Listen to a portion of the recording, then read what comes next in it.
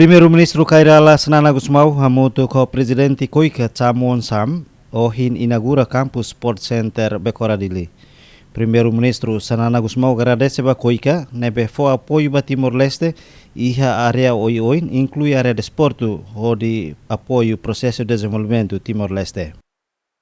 E te agradeço também ba Coreia, Liliu ba Koika, apoio solidário nebe Koika é tudo e áreas para tebes olha tudo que até Coreia nem a solidariedade nem a amizade no apoio para raiz não precisa ajuda tebes Timor-Leste nós duni o centro Siranesané e de boca de forma caráter lavar de cidadania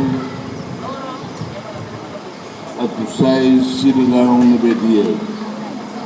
Também como lei a atenção para o desporto nuda, área formação caráter para lavar de cidadania, nosso artes marciais, nebe fahel lavar de cidadania, tal e lavar de cidadania lealdade para o grupo, vodi bakumalo ohomalo estraga sucessão. Hoje nem maquei da cara com o desporto. O desporto, bela, haluan, sirne hanui, forma sirne caráter, para bela etan sociedade nebe e dame no domínio lara. E a Fatina Lesan Presidente Koika Chamon Sang agradece a cooperação e serviço onde desenvolve nação Timor-Leste. Presidente Koika ne compromete se continua serviço mútuo com o governo, lihusi Ministério Juventude, Desporto, Arte e Cultura.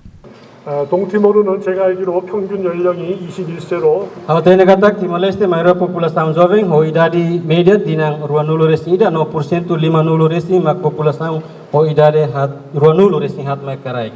Idane hatudu katak desenvolve labarik no fuensa isira sesai hanesan força economia ba futuro Timor-Lestenia. Tambane Koika ho apoio ba desenvolvimento nebe foca ba labarik ki kuansira no jovem fuensa isira ia Timor-Leste. Tambane Centro Desportivo Amizade Korea Timor-Leste idane sai exemplo dahulu ia Timor-Leste hetang apoio husi doador nebe hari campo desportiva no facilidade sira selu ko padrão internacional. 단기적인 지원을 넘어서 양국이 함께 만들어가는 지속 가능한 협력의 결과임을 의미합니다.